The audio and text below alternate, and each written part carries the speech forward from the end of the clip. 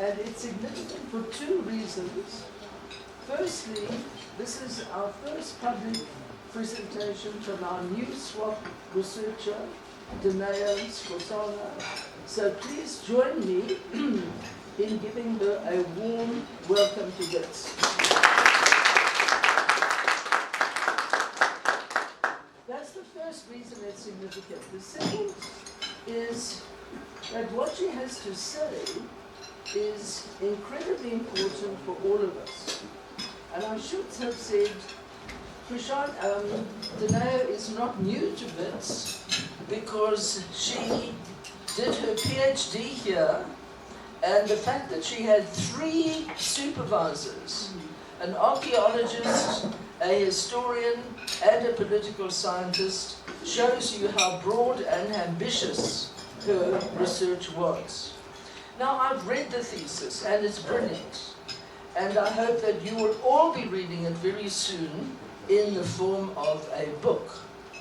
But that's the second reason today is especially important, is that she's dealing with an issue where there's a great deal of misconception and misunderstanding.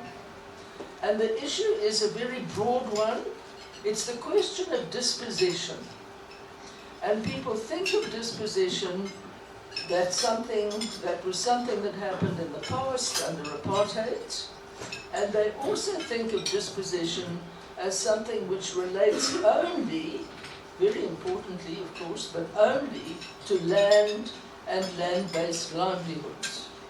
And what Dineo's research, some of it done as part of her PhD, and some of it done as part of the SWOP Coal project, is to show how dispossession continues in the present, especially through and by the mining corporations, and the way people experience dispossession of what is very important to many people, and that is their graves, the sites of their ancestors. And she's going to talk about how mining corporations, in a way that you're going to find shocking, deal with the question of the relocation of graves. Now, Prashani is going to chair the meeting, but I wanted to introduce, Prashani asked me to introduce Dineo, so now it's over to her. Well, thank you, Jackie. Can you hear me at the back? Good morning. Thank you for taking your time to attend my talk. The title of my presentation is Grave Matters, Dispossession and the Desecration of Ancestral Graves by Mining Corporations. You can hear me at the back.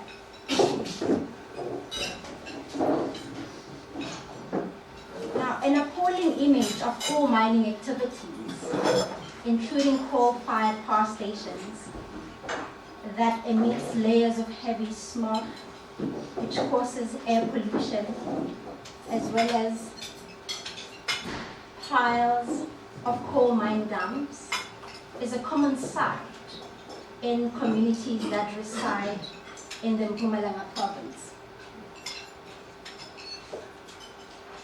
Now, just to give you a picture of the area that I cover,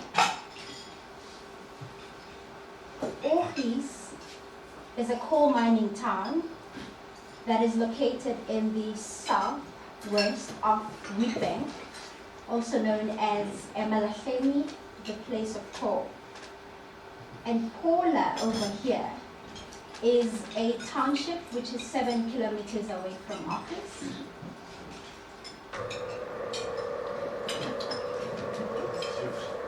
That's it.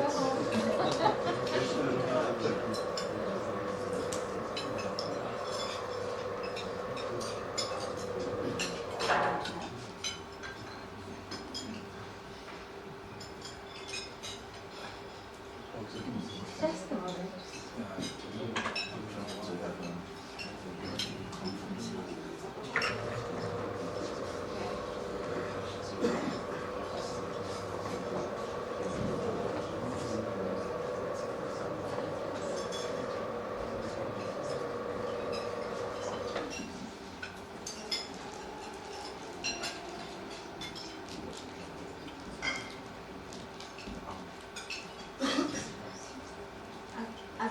wait just for a moment because I think the images are quite important.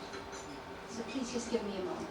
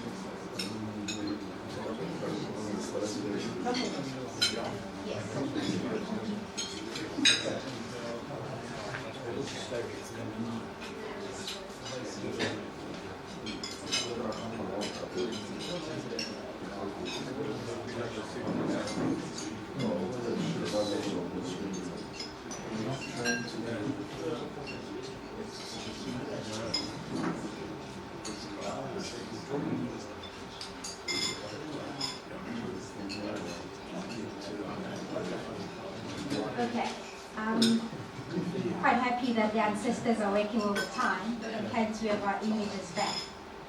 Now, to give you an idea of the geographical area that I cover, you'll see that Orgies Paula is at least 110 kilometers away from Johannesburg through the N12. And what is striking when you drive in the Orgies and Paula area is the distance between the coal mining activities as well as the residential areas, as you would have seen in the previous picture.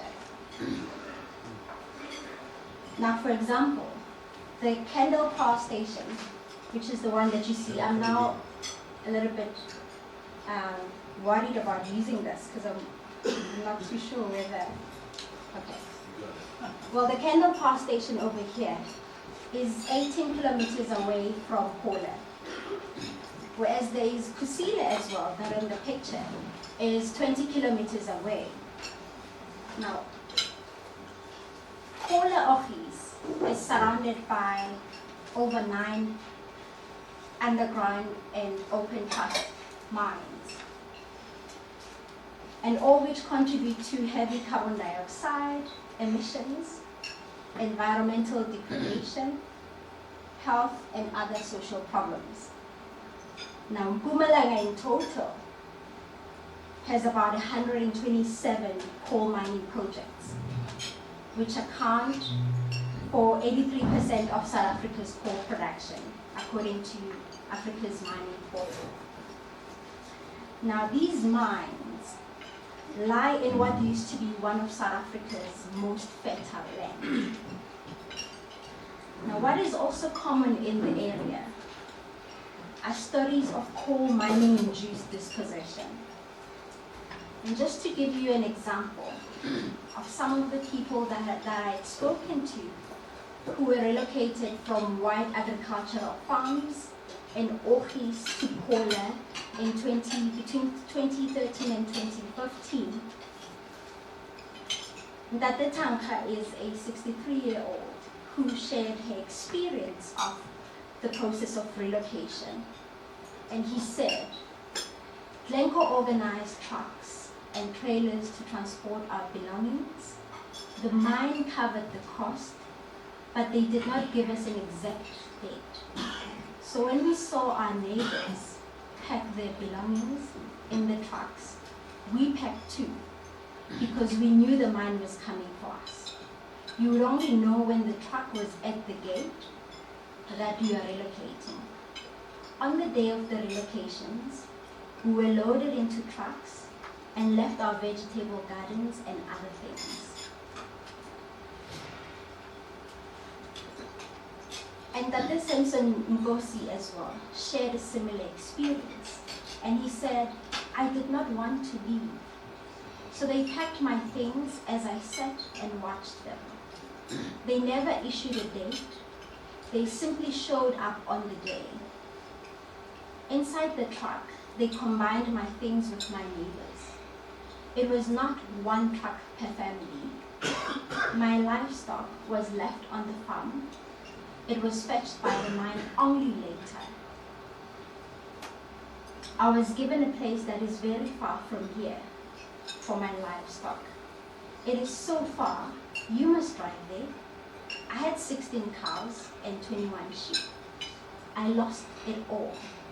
I lost my livestock to theft, starvation, and illness. I lost my being. Niluze ibang lang, meaning I lost my bank. Now, one of the most heartfelt quotes came from Tate Tanka when he said, the mine said they'll compensate me, or us, that they will pay for my cattle. Ziphi namhlanje izinkomo zami, ziphi izimvu zami, anginalutho. Meaning, where's my cattle today? Where's my sheep? I do not have anything. Now, dispossession is linked to the period of colonial and apartheid South Africa. Land dispossession in South Africa is very well documented, as you all know.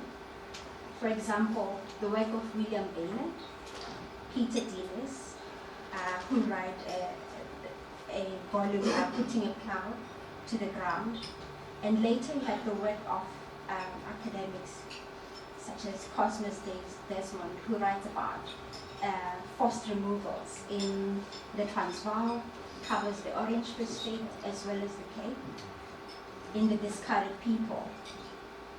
And there's also been various projects such as the Surplus Peoples Project, as well as the Western Cape Oral History Project, which looks at forced removals in Cape Town. Now, all these are very rich accounts of historical dispossession.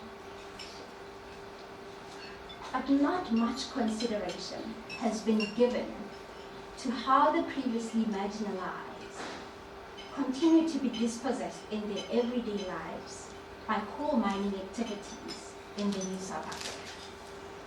So, what do I mean by dispossession? Now here, I'm referring to loss. Now the question is, what do communities lose because of coal mining in the post-apartheid era? And the answer is that communities lose their land, they lose their land-based livelihoods, and they lose the very idea of a community. So I want to add and emphasize that communities lose their intangible possessions, such as their graves and spiritual security. Graves in the study and my presentation today are an aspect of coal mining induced dispossession. So the argument I'd like to make is that dispossession is not only the loss of the material thing or the possession itself, it is the loss of the non-physical, the intangible. And just to give you now a background to my case study on grave relocations. In 2006, Extractor, also known as Glencoe, submitted according to the National Heritage Act of 1999 an HIA, which is a Heritage Impact Assessment, that indicated that at least 13 grave sites will be impacted by open cast mining on various farms. Now, these are the grave sites that would be impacted, and they are located in different farms. But my particular interest was on the Tweefontein farm, where at least 1,000 graves were relocated because of open cast mining by Glencore. Now these graves belong to former migrant laborers and former labor tenants, and some of the graves date as far back as the 1920s, 1930s, but most of the graves date to the 1950s and the 1960s. And you'll see, for instance, that some of the deceased came as far as KwaZulu-Natal, the Eastern Cape, and some came from outside South Africa, Mozambique, Lesotho, and they came through labor brokers such as Wenela. And the work of Peter Alexander was quite fundamental in actually speaking to migrant laborers in the area. Now, Professional Grave Solutions is a cultural resource management company that was hired by Glencore to facilitate the relocation process. The company was founded in 2003 by Henk, who previously worked for the University of Pretoria. He's an archaeologist, and he also hires graduates who have archaeology degrees from different universities in South Africa. And just to give you his perspective of the kind of work that he does when he relocates graves, this is what he had to say. So there is competition, especially in the past few years. There are a whole lot of small archaeological companies that sprung up. If it comes to grave relocations, I'd certainly say we are the biggest company in the country doing that. Now, this shows you that there is commercialization of the sacred, which I'll also speak to a bit later in the presentation. Now, Baba Mgrina was subcontracted by Professional Grave Solutions. He's a local old man and a pastor and seems to know everyone in the community. And his responsibility was to identify the owners of the graves.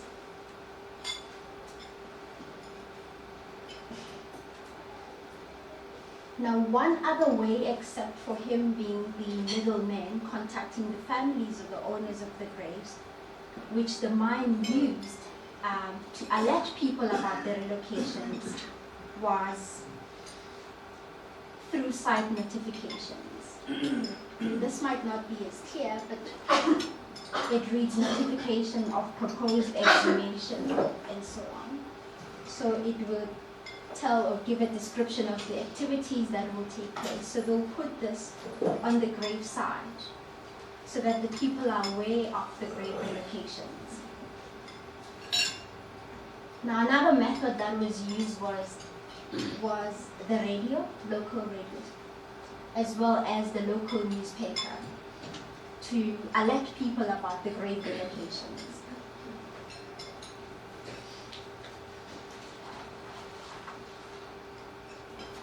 Now, some of the graves that have been relocated from the Tweefontein farm have been moved to Paula, that is the township. And this is just to give you an example, a picture of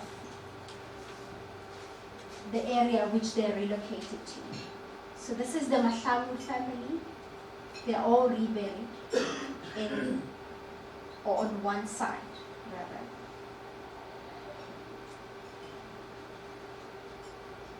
Now, what's fascinating about this picture is that they could not find the owners of the graves, but PGS relocated the graves nonetheless. And so what you see here are graves without the names of the deceased.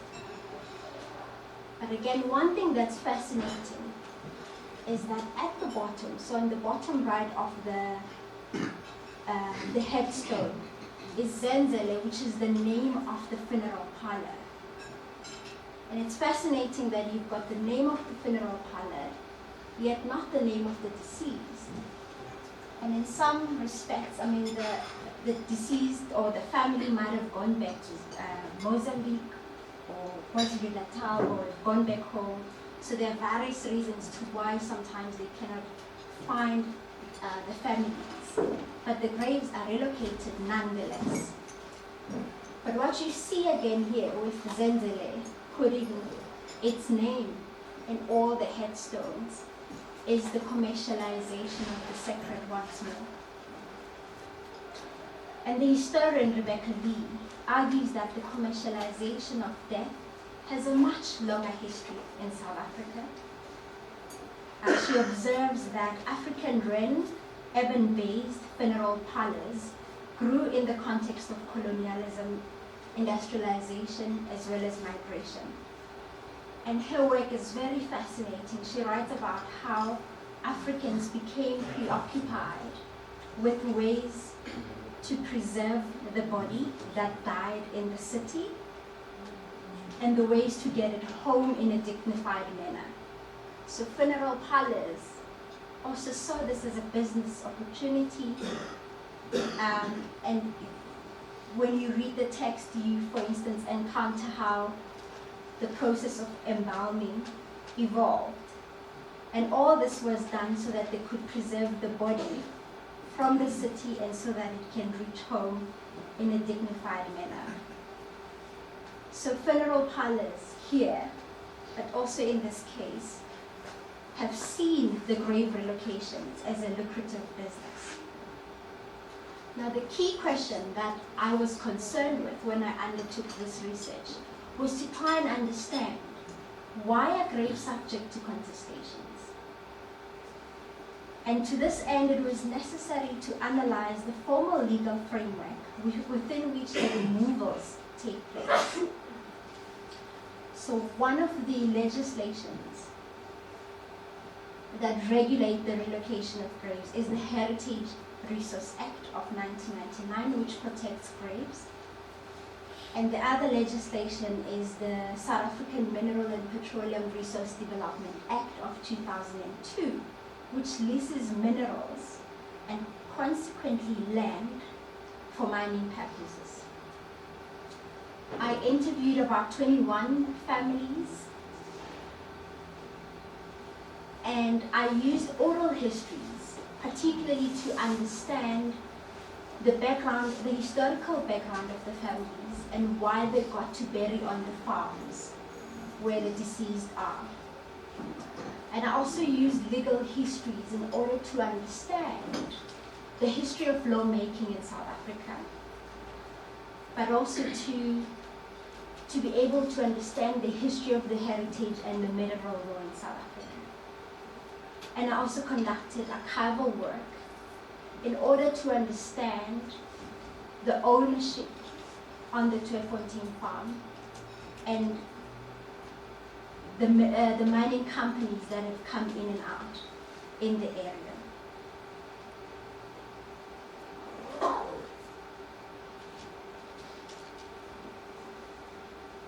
Now the quotes that I'm going to read are stories of the actual relocations process which the families shared with me. And Evelyn Nyati said, recounting her experience, I found clothes on my remains. Sibongile, my daughter, was wearing a little dress and a little jersey with flowers. God did well because there were contestations over that grave. Anna had been saying it's their grave, her siblings' grave.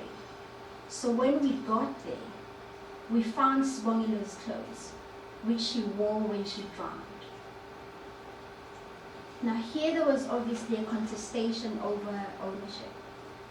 Some families, although not in many cases, claim graves that do not belong to them so that they can get more compensation. Although this is not common, but it happens.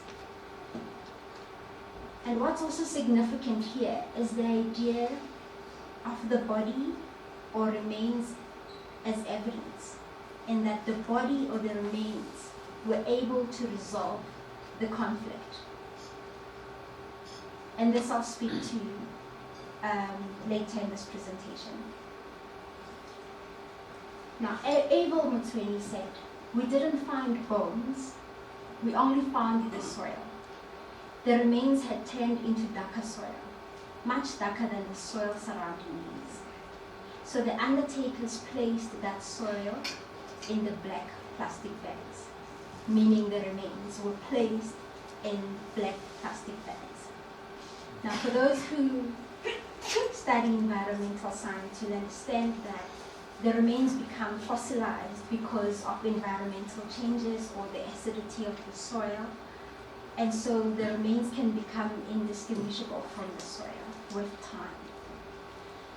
But the problem here was that placing the remains in black plastic bags symbolized disrespect of ancestors. And Matibela said, "This is not acceptable. A black plastic bag is for rubbish. It is the same even when I go to the shop and you use a black plastic bag for me. I don't accept it. I don't accept the bags. These people are too important to me to be placed in a dustbin bag. Something you throw away? Never. These people must be respected."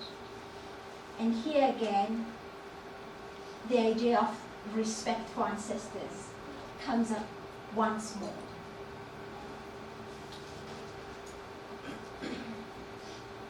Now, I found the previous code very striking, but also the contestations were very striking and similar to some of the work that Denny did on African pauper burials.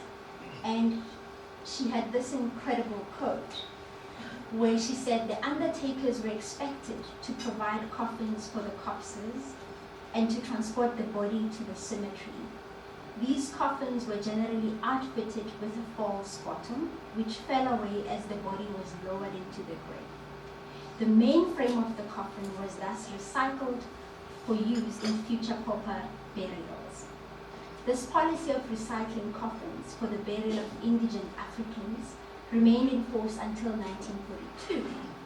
After 1942, all paupers, regardless of race, were buried in coffins whose bottom remained attached to the rest of the coffins. Now, what is interesting here is that she's looking at a period completely different from the one that I'm focusing on. She's looking at colonial South Africa and African pauper burials. But what you see in the post-apartheid era and the codes that have gone through is a continued violation of African bodies when they're alive and even when they're dead.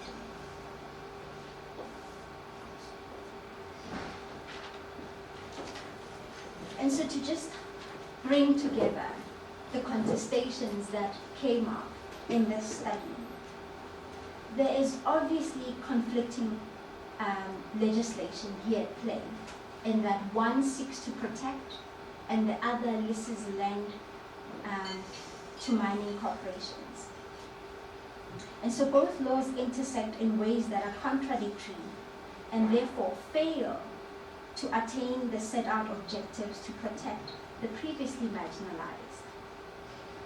Now, this is mainly because both the heritage and mineral law, like many laws in South Africa, are founded on earlier precedents of colonial law. Both sets of legislation draw, for example, from European legal traditions, whose basis rest in the Roman and Roman Dutch legal systems, which promote private ownership of property. So that's one of their fundamental problems as far as the grave relocations are concerned. But what you see as well is that you have got a market-driven MPRDA, which is the mineral law, which then overrides the protection of heritage. Now, in other words, you have neoliberal principles or economic rationality, which is then normatively applied to all forms of human activity.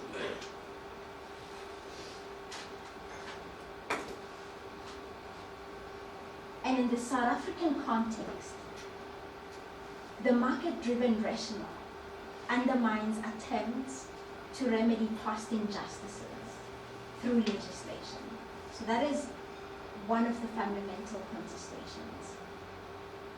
Now, secondly, are the inadequate provisions in both the Heritage and the Mineral Act. Now, the NARA, which is the Heritage Act, established the South African Heritage Resource Agency that will spell out procedures around grave relocations. And so, the Section 36 of the Burial and Graves states that a relocation permit is required for graves that are over 100 years old. And that a relocation permit is also required from SARA, which is the main body, for graves of victims of conflict, graves that belong to traditional leaders, and so on. Now, graves that are younger than 60 years old require a permit which you can get from the local authority, which is the municipality. And the difference between the two is that graves that are over 100 years old require an archaeologist and an undertaker to relocate, to exhume and relocate. Whereas graves that are younger than 60 years old only require an undertaker. Now, in a case where it's graves of traditional leaders, of victims of conflict, those that are over 100 years old, archaeologists are required to conduct research on the grave and record the layout of the graves and the objects around, and then consolidate all these into a report. Now, this is a slower and much more costly exercise as compared to hiring an undertaker, who is not required to be in a position of an exhuming license. So developers often seek to find loopholes to enable relocations to be carried out by undertakers because that's less costly. So in practice, what you see is that not all graves are recognized or treated as heritage resources. And so not all graves are relocated in accordance to the National Heritage Act. That's one of the fundamental problems. Now, thirdly, there were major issues, as you would have picked up from the codes, around the logistics of the removals. For Glencoe and for Professional Grave Solutions, the grave is what stands in the way of profit making. Whereas, for the families, the ancestral remains, or the graveside, maintains a connection between the living as well as their ancestors. Now, families were concerned about the following during the process of the relocations, and I'll go through these very quickly. One, there was an issue of transportation, that on the day of the relocations, the mine had promised to provide transportation for all members who wanted to be part of the process. But on the day of the relocation, only one family member could come with. And this was a problem because at times, the person who could participate in the process was younger and therefore not clued up about the customs or rituals that needed to be performed. So that was one of the issues as far as the logistics are concerned. Two, the family spoke about the problems related to a mine hired priest. Now, this undermined the different denominations or religious denominations that the families belong to. If now you have one hired Catholic priest, and the other families perhaps are affiliated to Zionist churches and so on. So this is a disregard or disrespect of the family's beliefs and practices. Now, another issue which was highlighted, which you might have seen as well, which is a fundamental problem, is the use of black plastic bags. This again was seen as disrespect, and it was viewed as insensitivity from the mind's perspective. And once more, you can see here again that for the mind, the graves stand in the way of profit making. Another issue that was highlighted was the provision of small childlike boxes. And the issue here was that, and I think you will all know this, choosing a casket is an intimate and sentimental thing for families when someone is died. And so to have the mind then standardize the box and have them smaller, where you will bury ukoko or your great-grandfather in it, is problematic and is seen as disrespect. The only time you bury someone in a small casket, at least in an African perspective, is if it's a child. So no elderly person would be buried in a small box, and that was one of the problems. Now, another fundamental issue, and quite thorny, was the issue of compensation. The mine offered 1,005 per grave. And the issue here is that this fee, which is called a wake fee, is not legislated. And so the families thought that this was inadequate compensation and a disregard of their ancestors. And the families argued that graves are evidence of their history and that they had lived and worked the land.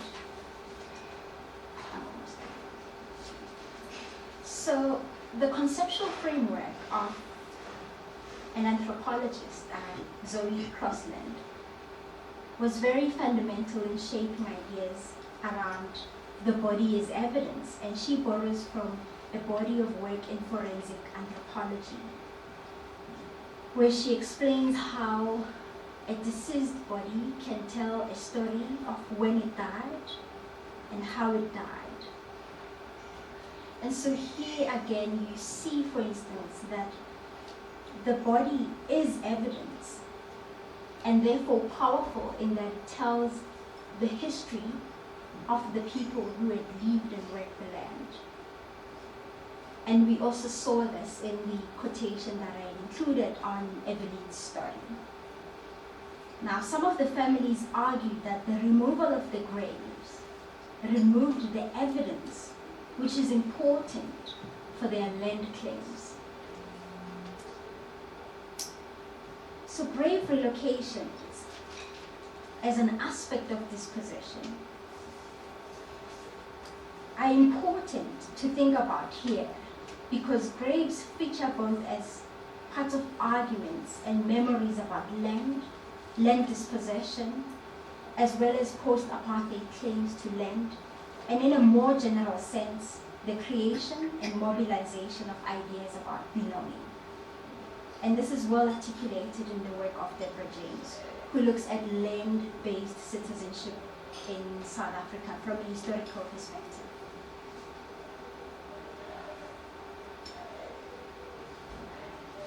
Now, just to close up, in summary, what you see in the study, in the case study that I have presented, is obviously that you've got a market-driven MPRDA, which overrides the protection of history, and which overrides the protection of heritage. Now, I argued that you have what I call a lawful exclusion, which is an analytical tool that explains the mechanisms through which African communities, such as that examined in the study, are marginalized by reformed laws of the current democratic dispensation. Now, the root cause of the continuing exclusion is shown to lie in the fact that the heritage and the mineral law continues to conflict with demands for social justice. And this results in new forms of exploitation and the marginalization of African communities. So the idea of dispossessing the dispossessed, which was articulated elsewhere by Sonobile, is quite fundamental here.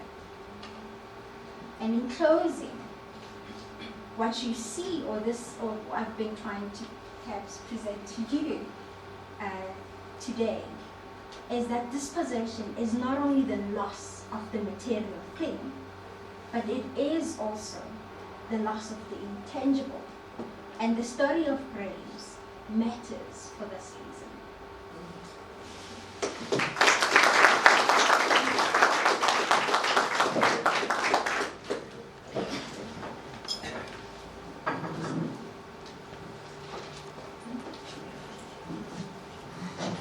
Morning, everyone. A very big thank you to Dineo for a really rich presentation. I think she's also given us a really nice overview of the past and current work that she's doing. And I'd like to thank Jackie as well for the introduction, and to echo some of her words to say at SWOP we're really, really happy to have Dineo with us, because she's allowing us to take forward very old discussions around old concepts in new ways. And particularly this reopening of the question of dispossession and questions around the nature of dispossession. And so I want to open up for questions and comments, because I know that there are others who are in SWOP who are also thinking about some of these questions. And maybe from my side to just start, Dineo, you spoke, because I think what you're doing is that you're linking the past and the present, and you're also trying to get us to think about, as you call it, the intangible. And I wanted to ask you to just speak a little bit more around this idea of the loss of being that one of your respondents brought up in one of the quotes. And then I'm going to open up for other questions. Hopefully we'll be able to take 2 rounds. Okay. It's just a technical question. What happened to the original gravestones? Did they relocate those? Or? Okay, and sorry, can I ask you to just introduce yourself when you ask a question? Thank you. Good morning, everybody. Sorry to get late. I got lost around the building. My name is Emily Jale from Land Access Movement of South Africa, Bangasa. I just wanted, even though I came late, but I just wanted to ask, the mining rights, are they more powerful than the land rights? Because even now we have a piece of legislation that has been there for over 10, 12 years, which is the IPILRA, Interim Protection of Informal Land Rights. So recently we won the judgment in the on litigation in the Concord about Maledu, Grace Maledu, where they were removed. They were to be removed in the setting and also to take out the grave. So we took the matter to the Concord, and then it came out that IPILRA still works, but how can we make it be permanent to protect those land rights?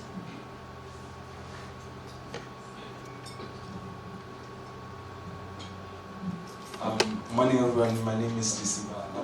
I'm a master's fellow at SWOP, but I've been trained in archaeology primarily. So, I know most of the times I've been talking about the legislation, but with regards to the 60 years, have there been any work done by PGS as them being archaeologists? Because it's not only about the 200 years graves that are accounted for by the legislation. What did they do with, did they just move the ones within like just above 60 years, or did they just take them as like other graves? Because for me, I don't know, but it doesn't really have to do with like people who have been in conflict or like that. So I think the thing I'm just asking is the one about like 60 years. Did they just move them, or did they specially get an archaeologist?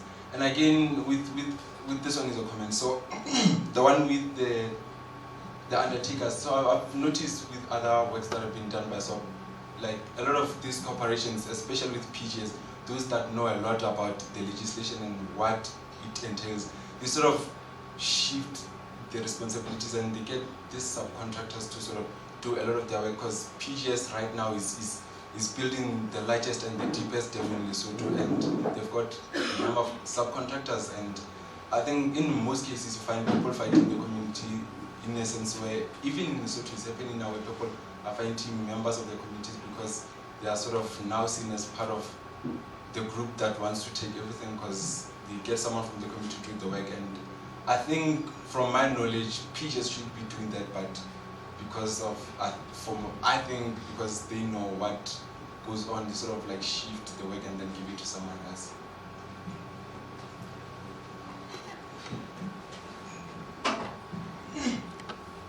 Well, thank you for the questions. I mean, all of these are interesting, and I'll start with the first. So, Mr. Simpson's Nkosi spoke about the loss of meaning. And I think my interpretation of it was that cattle worth, or having livestock, in fact, was seen as a form of wealth. And so being relocated and having the livestock die because of starvation or illness and because it wasn't accessible to him so that he could care,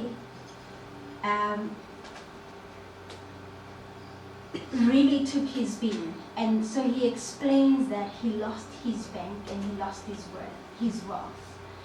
And one other thing that they highlighted, for instance, is that township life is completely different from farm life. And so on the farms, if you've got livestock, then you're able to survive without necessarily having a permanent job. And so this was a problem in that when the mine relocated them, they lost that sense of security. And I think that's what he meant by I lost my being. Now what happened to the gravestones? So it was quite an interesting process in that those who had headstones from the Tweefontein farm, these were immediately replaced by the new headstones. Now, the mine had also promised families who did not have proper headstones from the previous farms that they would put much more fancy and modern headstones. But in some instances, the mine didn't honor their word. And this was one of the contestations.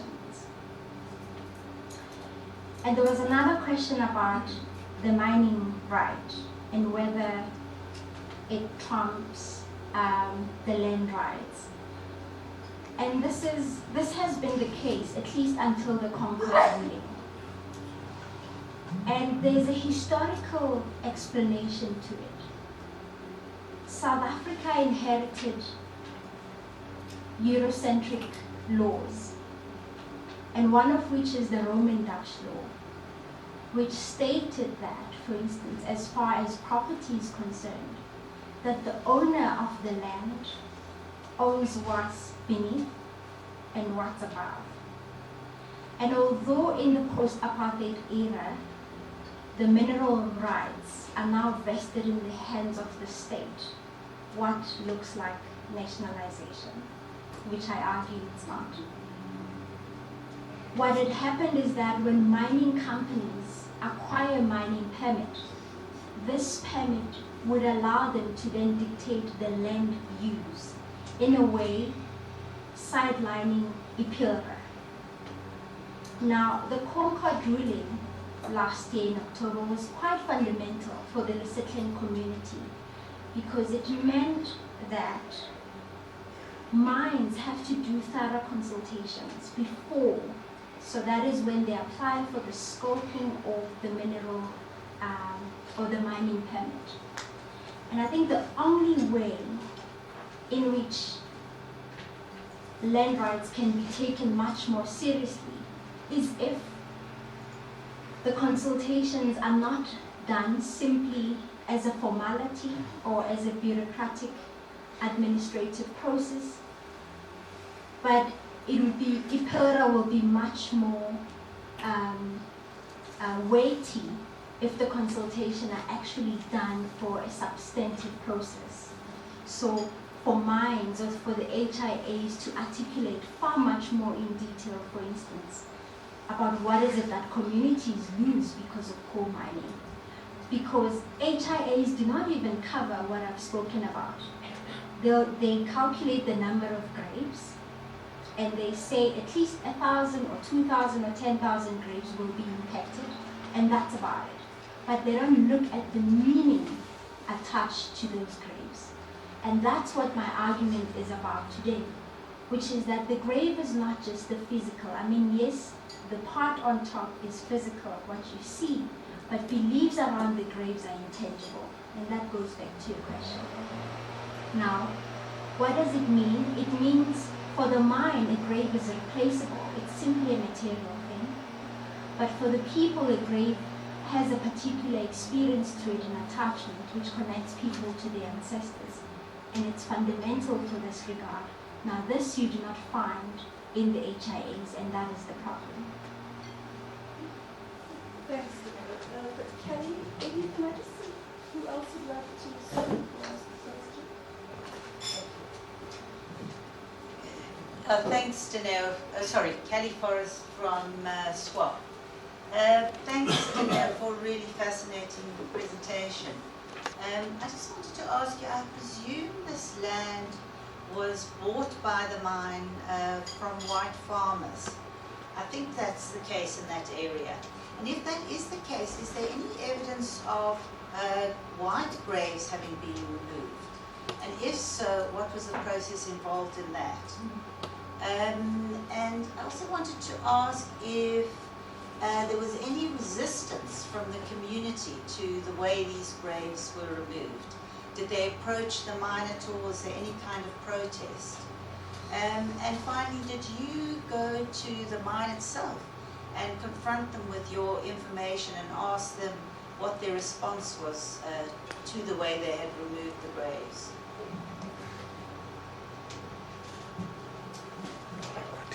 Right, Eddie Webster from Wits University. I hesitate to speak here. There's so many other voices that need to be heard, but I really wanted to express my delight with your presentation. These SWOP breakfasts have been going for 27 years, and they provided a platform for emerging scholars. And I think this presentation really is an outstanding example of the research, and I just wanted to make two comments. The first one is your way of reconceptualizing dispossession as not simply a material loss, but also an intangible loss of being. I think that's an extraordinarily important insight.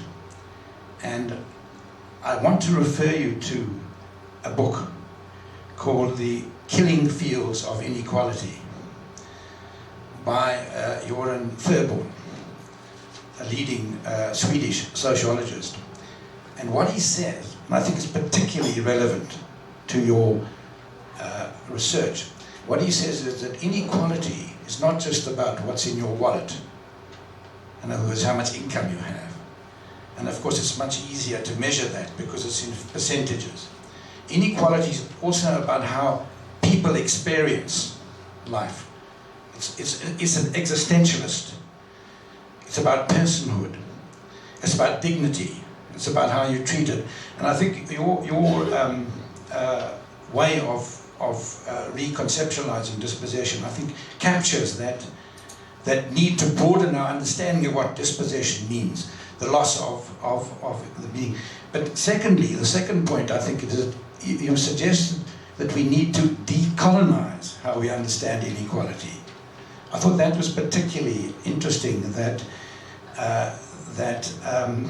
it's not you've introduced a way of understanding death and graves that's totally different from my upbringing, totally different from Jackie Cocky's upbringing and others with that background who have a more secular approach. But I think it's quite fundamental that if you're going to deal with inequality from an African perspective, then you have to take into account fundamental cultural differences about how people understand the relationship between the dead and the living. And I think that really is quite fundamentally challenging. And thank you very much today.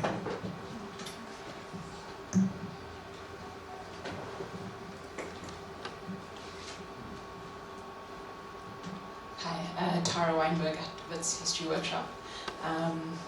Thanks, Dineo. This is brilliant, really fascinating. My question is, I imagine when the burials were happening initially, when people died, there would have been all sorts of investment involved. It would have been quite an expensive process. So I'm wondering whether people spoke about that.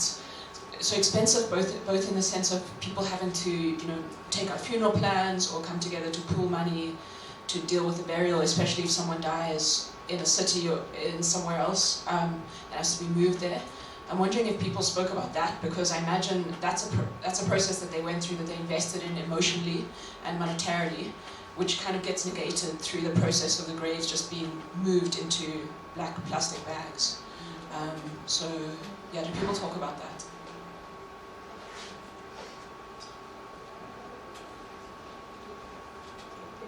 Last two. Okay, three, Victor.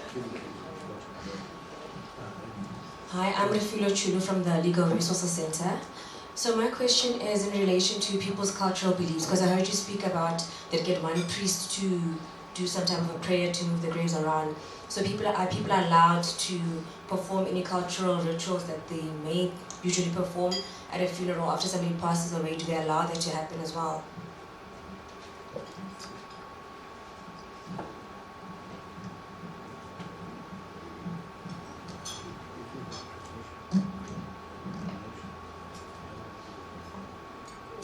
Thank you for the opportunity. I'm Kuzwa Jetro. I just want to know where are the traditional leaders? What is the role of traditional leaders in all this continuous dehumanization of African people with their graves? Because I believe they are the custodian of the land. And you, Dineo, did you have any discussion with some of the traditional leaders in the relocation of this grave? Thank you.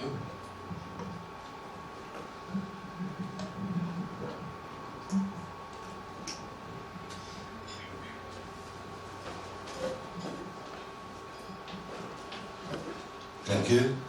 I'm Victor Munich. I'm also part of SWOP and part of the Coal Project. I want to pose a question that's very close to the one that came just before.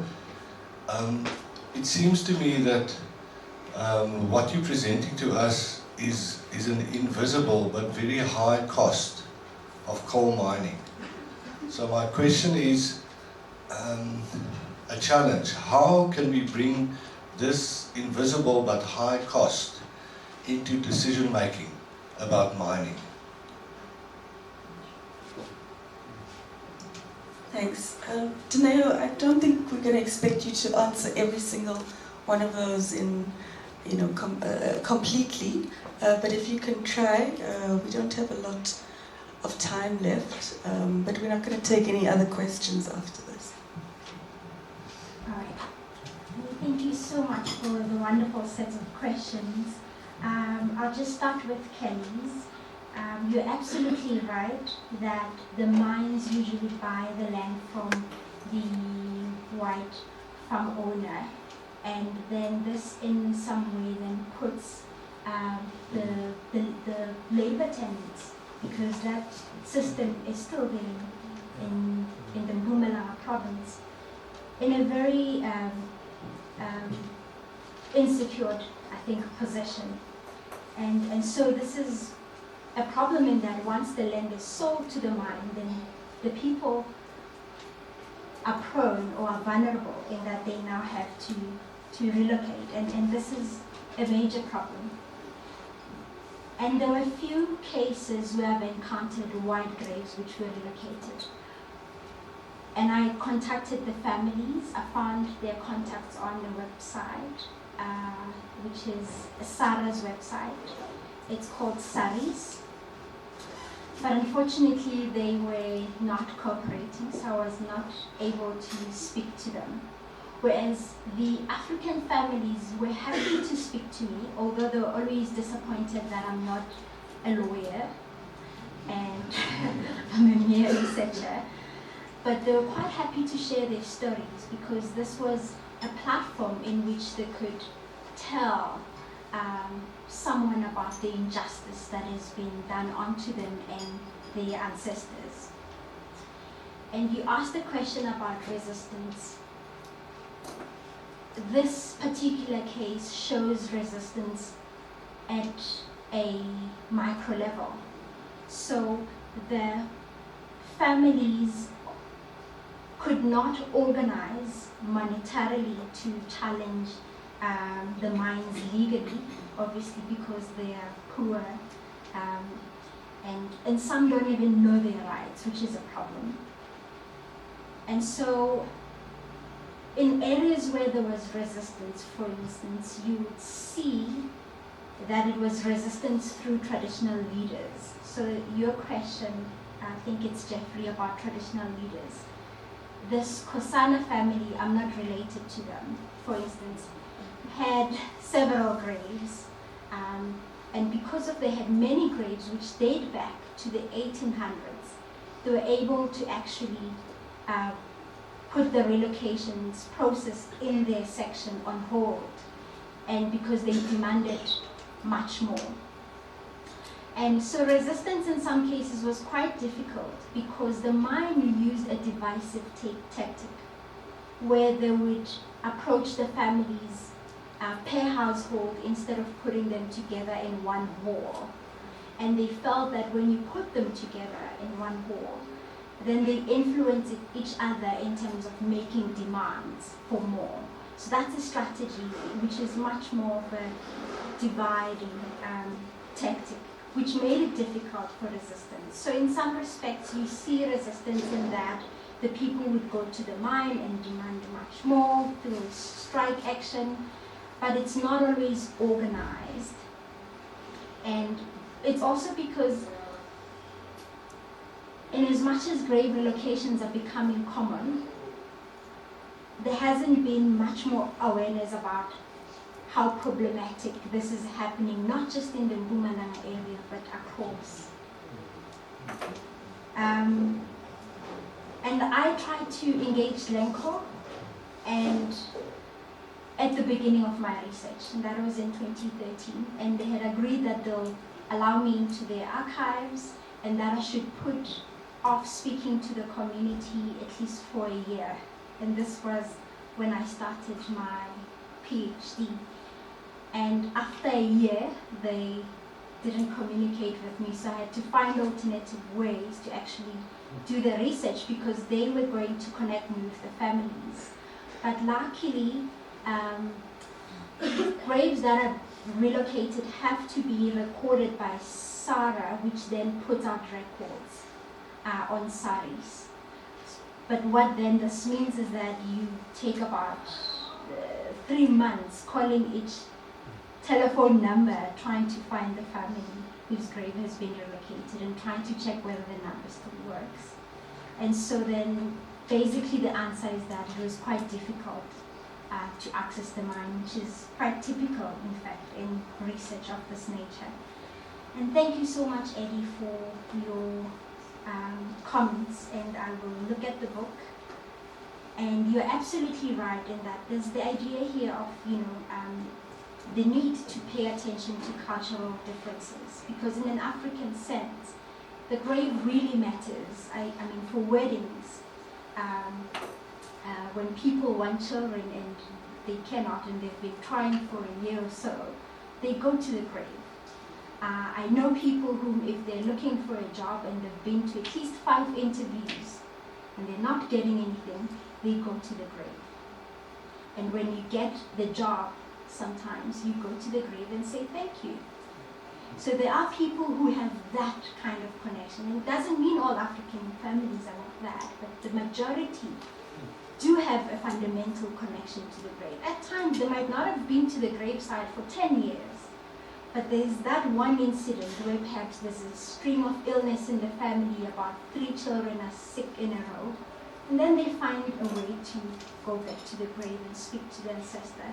So basically an ancestor creates a connection, and when they feel that the ancestors are not happy, then there's what is called social rupture. And so people are not secured, or there's spiritual insecurity. And so that's quite significant to note the cultural differences. And your question about sorry, Tara, sometimes I can't see my own writing, I'm so sorry. But let me just go quickly to, Victor's question about how can we bring this high cost decision about coal mines. I mean, the problem here, the fundamental problem, particularly from a political science perspective, is the issue of consultation. And from a legal perspective, when you look at the legislation, it doesn't stipulate what constitutes adequate consultation. It just says that communities must be consulted. But at times, the mine can consult the Skosana, who's not related to the Skosanas, who are a chieftaincy, and are signed on their behalf. So that shows you that there are problems legislatively, and the mines are exploiting these gaps.